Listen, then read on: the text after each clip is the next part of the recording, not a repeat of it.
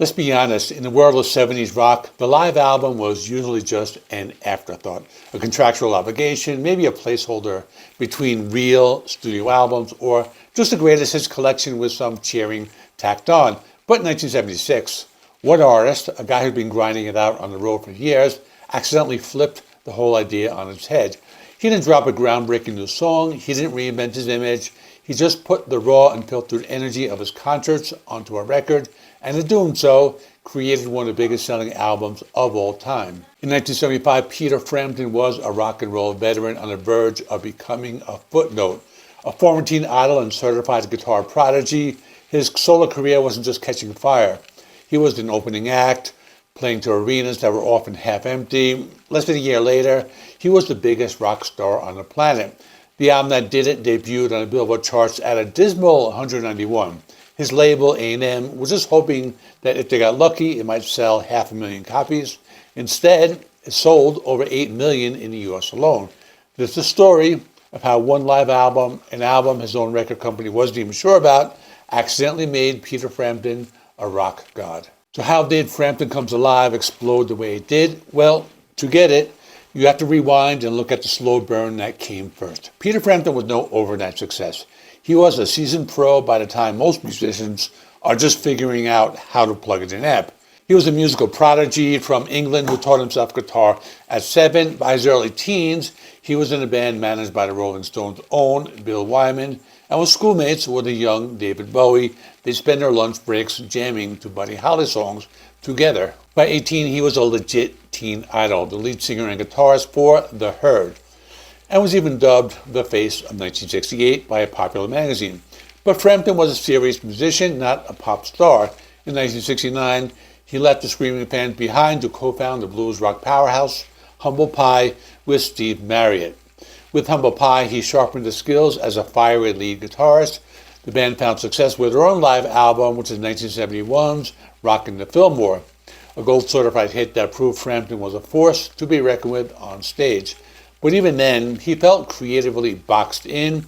He wanted to chase a more melodic singer-songwriter path. And in 1972, he took a huge leap and went solo. And that's where the problem started. His first solo album, Wind of Change, was more mellow, acoustic-driven record. His next albums, Frampton's Camel and Something's Happening, were solid rock records with early versions of songs that would later become iconic, like Do You Feel Like We Do? But something was missing. The raw power and connection he had with a live audience just wasn't translating in the studio. The album sold okay, but Frampton was stuck, respected as a guitarist, but not breaking through as a major star. By 1975, things started looking up. His fourth album, Frampton, finally got some traction, featuring the original studio takes of Show Me the Way and Baby I Love Your Way. It eventually went gold, but it was a slow, hard-won climb. He spent that year on the road, mostly opening for other bands, building a devoted following one city at a time. On stage, those polite album tracks were turning into absolute monsters. His live shows was becoming undeniable. The issue was, you had to be there. His label, A&M Records, looked at the respectable but not amazing sales and figured the next logical move was a simple, single-disc live album to try and capture some of that magic. That plan for a modest little live album, it didn't last long, as Frampton and his incredible band, Bob Mayo on keyboards, Stanley Sheldon on bass, and John Ciomos on drums, toured the U.S. in 1975. They were on fire. They were stretching their opening sets from 50 minutes to nearly an hour and a half, even adding an acoustic bit just to fill the time. Recordings were made over 4 main stops: the Marin Civic Center in California, the Long Island Arena, a college gig at SUNY Plattsburgh, and most critically, the Winterland Ballroom in San Francisco. That Winterland show was a game changer. It was one of Frampton's first headlining gigs in the city, and the band was, as he put it, so well oiled. When they walked off stage that night, they all had the same thought: I wish we'd recorded that. And then came the amazing realization they had. Back in the studio, it was obvious they'd captured lightning in a bottle. The recordings were so electric that the simple LP idea went right out the window. This had to be a double album. This wasn't some polished overdub record pretending to be live. It was raw and real, except for a couple of tiny fixes, like a re-recorded guitar part because the amp wasn't mic'd correctly, What you hear in the record is exactly what the crowd heard those nights. The album's genius was in its honesty. It wasn't just the songs, it was the entire experience. So you can hear the crowd roar, feel the intimacy of the acoustic ballads, and get swept up in the explosive energy of the jams. Songs that had been overlooked on the studio albums were completely reborn. Show Me the Way, a single that had previously flopped, became an anthem, thanks in large part to Frampton's mesmerizing use of the talk box, guitar effect he learned about from session players on a George Harrison album.